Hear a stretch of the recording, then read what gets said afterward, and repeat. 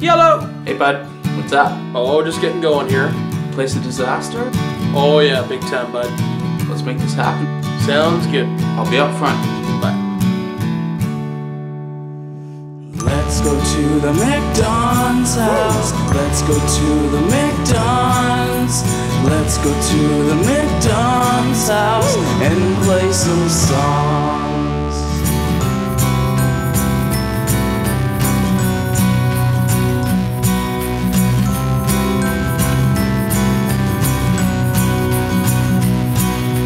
Let's go to the McDons house. Let's go to the McDons.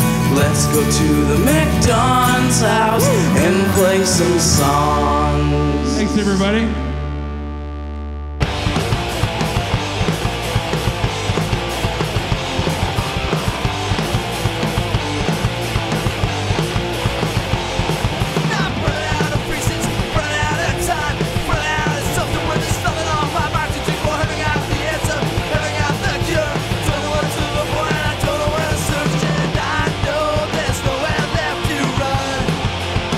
So I left you hiding, if I found my way out.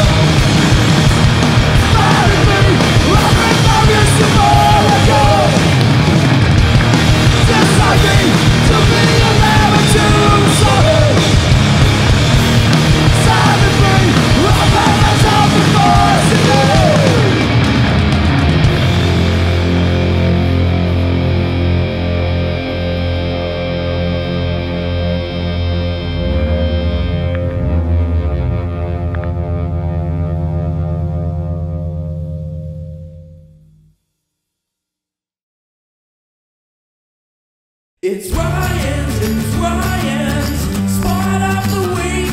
It's Ryan's spot of the week. So, wanted to talk about alien abduction, also known as alien abduction. Somewhere around 800,000 people that go missing every year.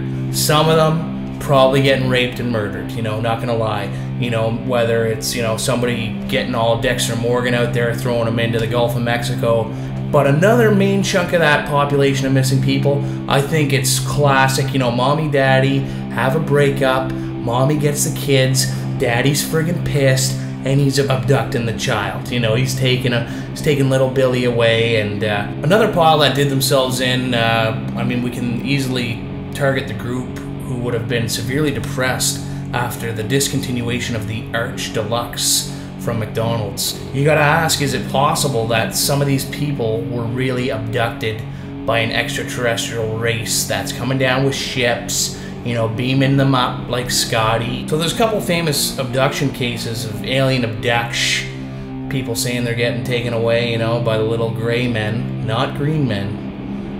Betty and Bernie Hill, 1961, apparently got abducted while driving home from Canada. Betty, she was haunted for years by hallucinations or flashbacks or nightmares, whatever you want to call it, of these little gray men.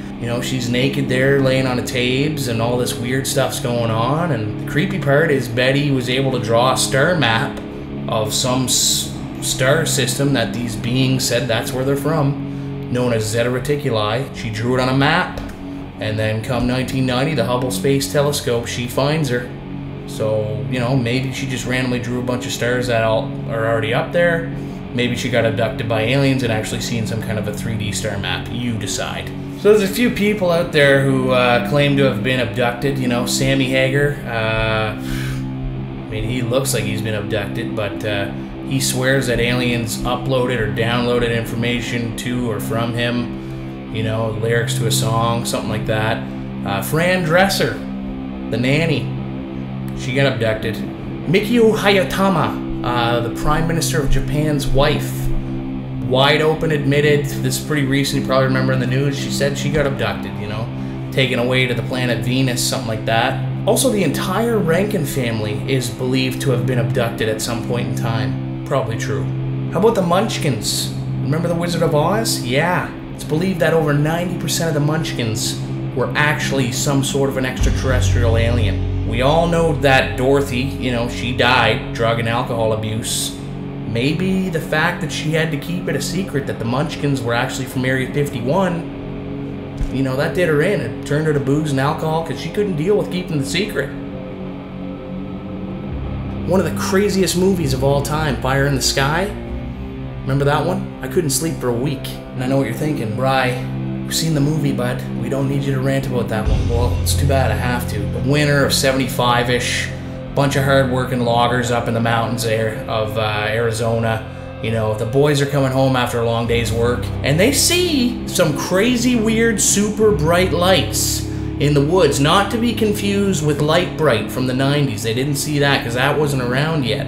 And of course, Travis, he jumps out of the truck. He's like, well, I'm gonna go check it out. And takes a run up there. The boys seeing him get zapped by this giant friggin' spaceship thing. They take off, gowing, leave him behind. So, the boys, they're like, suspected of murder. 5 days, there was a massive manhunt. The whole town was convinced they're a bunch of friggin' bastardist murderers with bastardism, and their middle name's probably Bastard. Even though one of them was the one that got taken away and randomly showed up 5-6 days later, and he didn't know what happened. He started to recall what happened. He wrote a book about it. That's where we got the movie.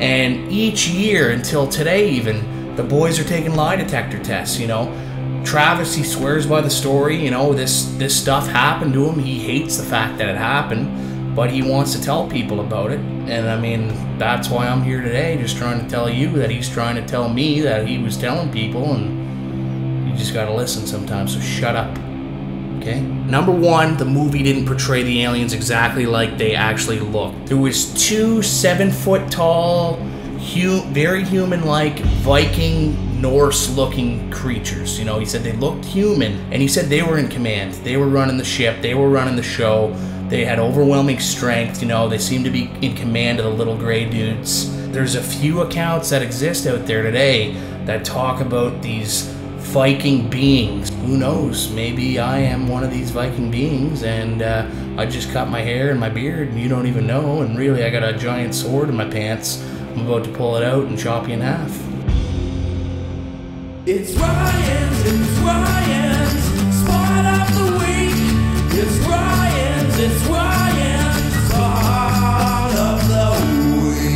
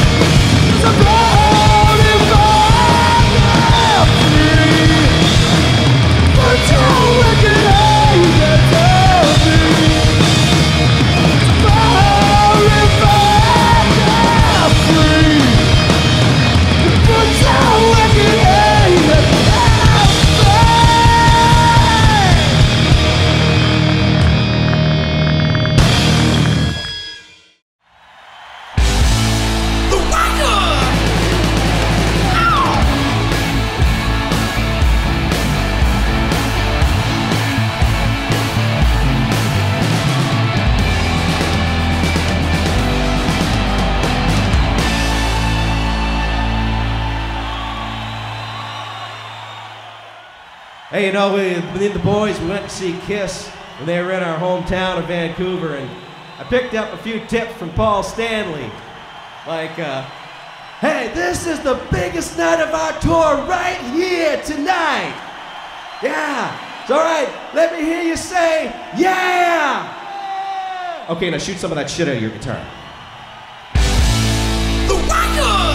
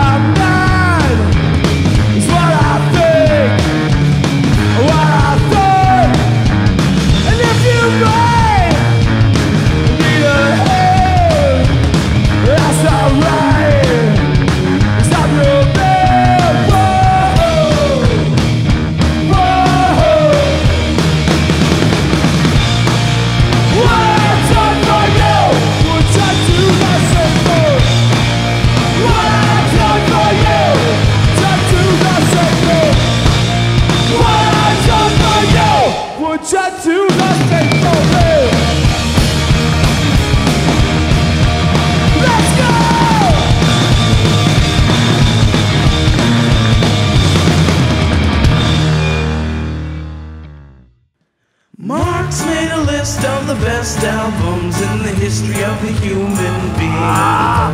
Records we all should talk about. An album we could all listen to this week. Yes, no. Friggin' right. Okay, so number 23 in the history of the human being, the best albums, Wire. So let's think about this here for a little bit, because this is number 3. This came out in 1979, but let's do a reverse it back to about 1978 here. I pick up an issue of Trouser Press magazine. There's an offer that if you subscribe to Trouser Press magazine, you can pick out 1 of 3 albums from the Capitol Records. And one of them is Wire. It's the first album called Pink Flag. The description says Wire crammed 21 or 22 songs into this art punk speed trip. And so basically, back in '78, everything I liked about music had to be fast and wild. So I earmarked this band called Wire. So didn't really hear about them after that for a while. So I come in to San the Record Man, which this store used to be called a million years ago. And anyway, this album gets released. It's the first one to be released in Canada. The first 2 albums you couldn't get in Canada. So this is where I started. Now, when I put this album on, it wasn't quite what the description that Trouser Press gave. But with the second song and the 7th song, you could tell there was elements of that fastness that was there. But I'll tell you, oh my God, they might have started off as an art punk band, but this album is starting to cross over into other areas, man, that are right serious and dark. It's funny, it was like a nice sunny kind of day like it is now when I first heard this, but boy, it should have been nighttime, if you know what I mean. So Wire started off really kind of fast and punky. Their next album kind of had this sort of a Pink Floyd sort of thing seep into it. And by this album, oh my God, it's getting pretty heavy. So this album is called 154. It's by the band Wire. They called it 154 because up until the time this album was released, they had done 154 gigs. So let's think about stuff here for a minute. Okay, I remember getting together a year after this album came out with a guy that worked for Warner Brothers. Now, Warner Brothers is the label that released this album in Canada, or in the States, or North America back in 1980. It was a little bit later for North America. And he said, this is the best album by Wire. And I said, no, it's Pink Flag. And he said, no, you'll realize one day this is the best Wire album. Well, John Poirier, you were right, because this is the best Wire album. It only took me about 1986, 87 when it first came out on CD in Japan. And then that's the time I realized that this is the best Wire album. So let's talk a little bit about it. I Should Have Known Better is the first song. Right then and there, you know, that's all you need to say. But then 2 people in a room. The second song, the one I said is like fast and like white wow. Okay, that's incredible. Then the third song, the 15th, is probably the best Wire song ever. This is how serious. After that, it's another KO, and then a touch, and then nope, before another KO is The Other Window. Now that's a scary Wire song, I'll tell you.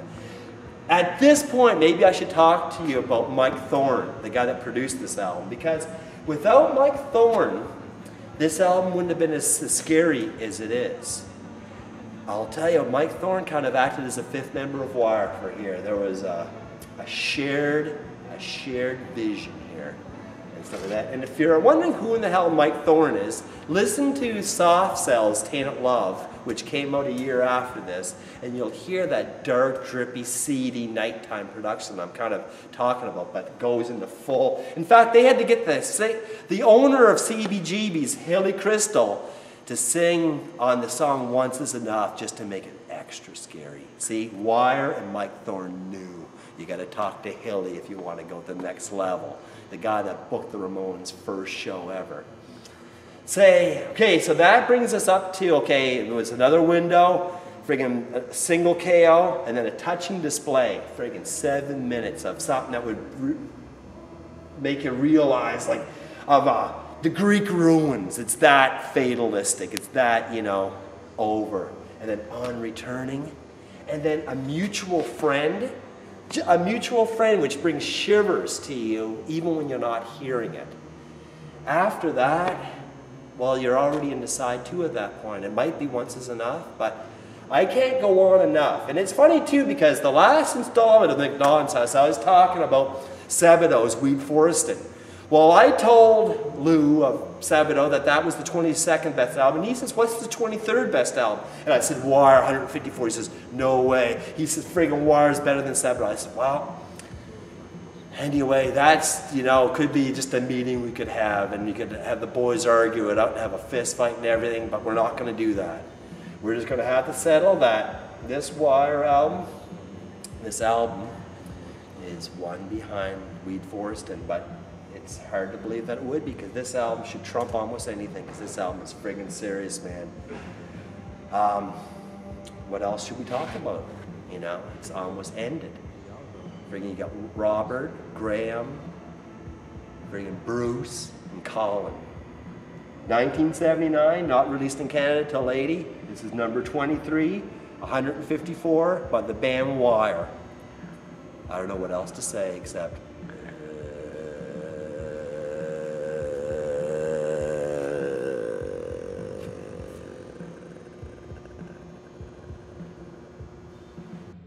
Mark's made a list of the best albums in the history of the human being. Records we all should talk about. An album we could all listen to this week.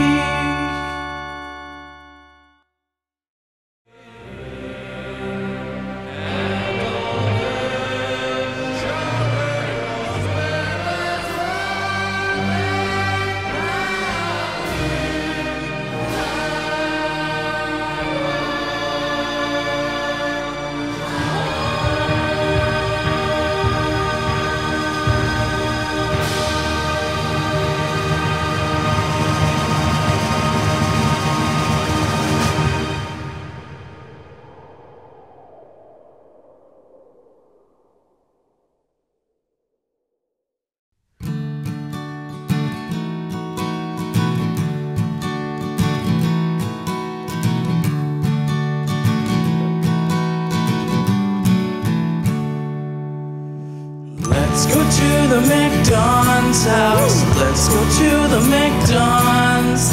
Let's go to the McDons house and play some songs. Thanks, everybody.